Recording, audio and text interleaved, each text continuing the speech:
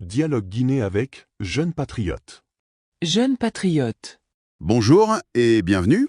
Aujourd'hui, on va se pencher sur un texte, un document assez particulier, on peut dire, qui vient un peu bousculer une pratique bien établie en Guinée. Je parle de la prestation de serment des dirigeants politiques sur les textes religieux habituels, le Coran ou la Bible. Oui, Et la source qu'on va explorer, elle y va pas par quatre chemins, hein. Elle dit que ces serments sont pas efficaces et elle lance une proposition alternative, disons, assez radicale. radical, c'est le mot. Donc, notre but aujourd'hui, c'est d'essayer de comprendre cette idée singulière et puis les raisons qui la sous-tendent. Enfin, selon l'auteur du texte. Le point de départ que le texte met en avant, il est assez brutal quand même. Il décrit une situation où, malgré ses serments solennels sur les livres saints, Oui, des problèmes comme la corruption, les détournements de fonds, le manque d'honnêteté, tout ça serait super courant, au plus haut niveau de l'État en Guinée. d'accord. L'auteur donne même des chiffres pour appuyer ça. Il avance que, 95% des Guinéens se diraient religieux, Ce qui est énorme. oui, mais que la totalité, genre 100% des responsables qui prêtent serment sur ces textes sacrés, ils finiraient par se parjurer, par trahir leurs engagements. C'est une affirmation très très forte. Ah oui, c'est une affirmation en choc, effectivement. Et ça nous amène directement au cœur du problème que soulève ce texte. Est-ce qu'il ne faut pas repenser, mais alors fondamentalement, les rituels qui entourent la prise de pouvoir et puis son exercice? L'auteur ne fait pas que poser la question, il suggère une piste bien précise. Peut-être que ces rituels devraient arrêter de se baser sur les affiliations religieuses, celles qu'on affiche, pour plutôt aller chercher du côté de ce que le texte, lui, identifiait comme les peurs les plus profondes, les plus viscérales et, d'après l'auteur, les plus partagées par tout le monde dans la société guinéenne. D'accord. Alors, creusons un peu ça. L'argument principal, c'est donc les serments religieux, ça marche pas. Pourquoi? Selon cet auteur, qu'est-ce qui cloche? Il semble parler d'un scepticisme, en fait. Comme si beaucoup de ceux qui prononcent ces serments, au fond, ils n'y croiraient pas vraiment, ou en tout cas pas à la puissance réelle, contraignante de ces textes, ici et maintenant. C'est ça. L'idée d'une punition divine, elle existe peut-être, mais elle est vue comme trop lointaine, trop abstraite pour vraiment changer les comportements au quotidien, quand on est au pouvoir. C'est exactement ça l'analyse. Le texte met en lumière une sorte de décalage, tu vois, entre le symbole religieux et puis la réalité vécue telle qu'il l'a décrit. On aurait donc des dirigeants qui font le rituel, qui jurent sur le Coran, sur la Bible, Oui, mais qui, dans les faits, rapportés par l'auteur, feraient tout le contraire de ce à quoi ils se sont engagés. Et la conséquence décrite, c'est un système où la malhonnêteté et ce que le texte appelle carrément le pillage seraient devenus systémiques, malgré les apparences de piété pendant les cérémonies officielles. et l'auteur, il pousse même cette analyse du décalage encore un peu plus loin, c'est ça, hein. Il suggère que l'affichage de la religion, ça pourrait être juste une stratégie sociale, pas une vraie foi. Effectivement. C'est une hypothèse avancée dans le texte. Pour certains, aller à la mosquée ou à l'église, ça servirait surtout à soigner son image publique, à se donner une sorte de respectabilité, un vernis moral, quoi. C'est important dans une société où la religion a une place visible. Hmm. Donc, dans cette vision des choses, ce serait moins un engagement spirituel personnel qu'une manière d'être bien vu, tu vois, de rentrer dans le moule social. Et ça expliquerait, toujours selon l'auteur, pourquoi le serment religieux, même s'il a l'air sincère, ça n'empêcherait pas les dérives qu'il dénonce. Ce qui nous ramène à la question des conséquences. Si cette peur de la sanction divine est jugée trop faible, trop lointaine, qu'est-ce qui pourrait marcher alors d'après ce texte pour garantir l'intégrité? Et c'est là qu'on touche à l'analyse centrale de la source, sur ce qu'elle voit comme une déconnexion majeure. Le raisonnement, c'est le suivant. Comme il n'y a pas de conséquences immédiates, tangibles, et surtout certaines si on ne respecte pas son serment religieux. Oui, Ça rend ces serments inefficaces comme protection contre les abus. La justice divine, même si on y croit, elle est perçue comme ayant son propre calendrier, peut-être lointain, après la mort. d'accord. Donc ça n'inspire pas la crainte immédiate qui serait nécessaire, selon l'auteur, pour freiner la corruption, les détournements. Surtout quand les tentations du pouvoir sont là, quoi. Et face à ce constat d'échec, tel qu'il le perçoit, la source ne propose pas juste un petit ajustement. C'est un changement complet de paradigme qu'elle suggère. Tout à fait, c'est vraiment le point le plus spectaculaire du texte, puisque les serments basés sur les religions du livre sont jugés inefficaces. Mhm. L'auteur propose de se tourner vers une autre forme d'engagement, ancrée cette fois dans ce qu'il présente comme les traditions ancestrales, les croyances locales profondes. L'idée, c'est de remplacer le Coran et la Bible par Des fétiches. des fétiches. Carrément. Le texte est précis là-dessus. Il parle de quel fétiche? Ah oui, très précis. Ce n'est pas juste des fétiches en général. L'auteur dit qu'il faudrait utiliser des fétiches connus pour être particulièrement puissants, et surtout représentatifs de tout le pays.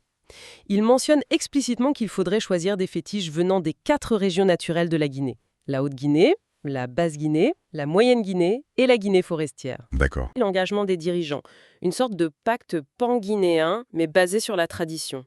D'accord, mais qu'est-ce qui lui fait croire que ça marcherait mieux? Pourquoi la peur des fétiches serait plus efficace que la crainte de Dieu, selon lui? Alors, la justification qu'il donne repose sur une affirmation très très tranchée de l'auteur.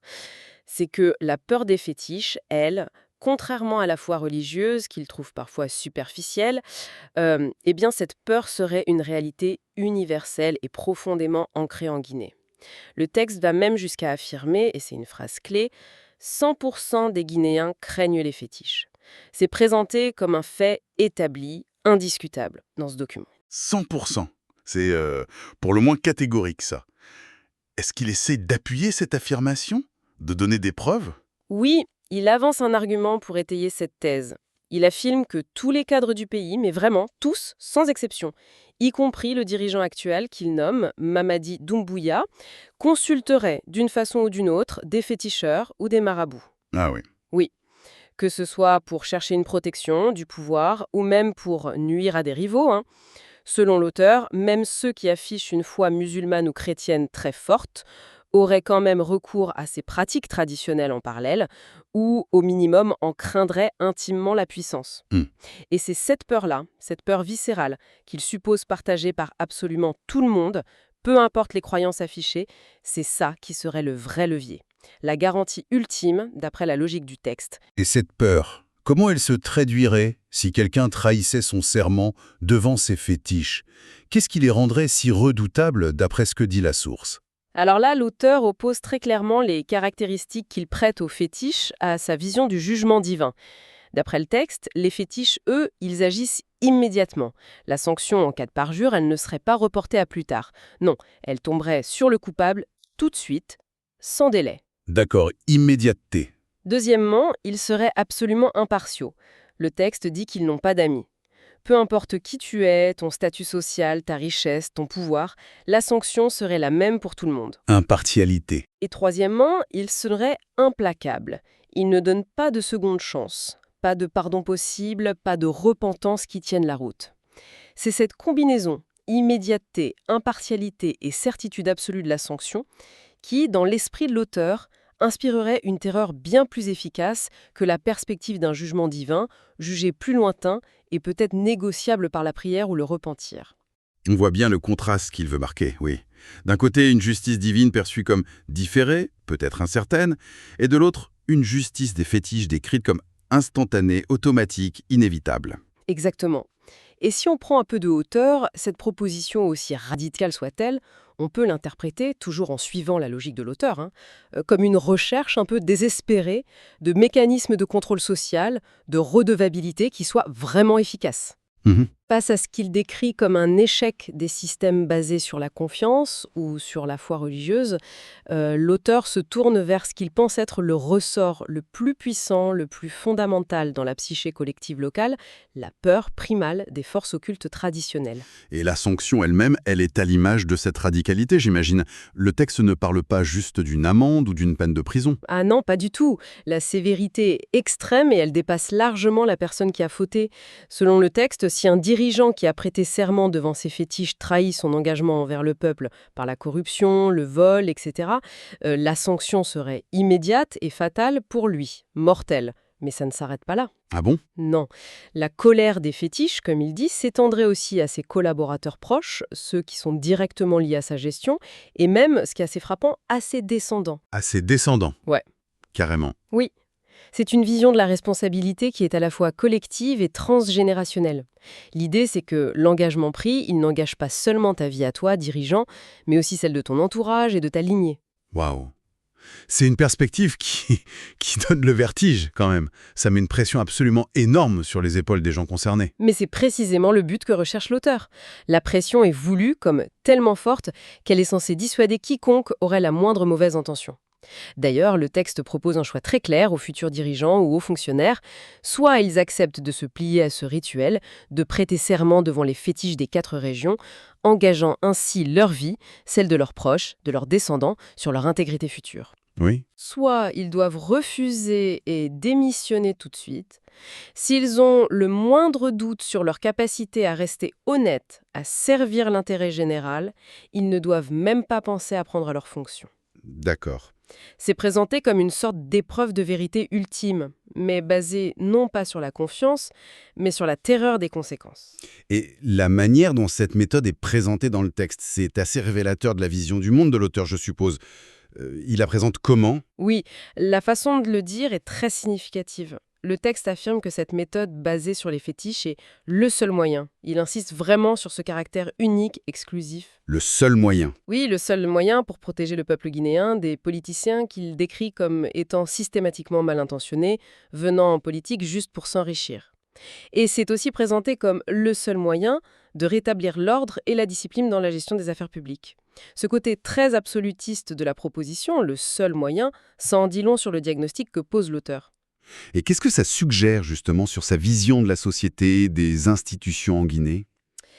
En présentant cette solution extrême, basée sur la peur et les traditions occultes, comme la seule et unique voie de salut, l'auteur exprime implicitement un scepticisme très très profond, voire un manque total de confiance envers toutes les autres institutions.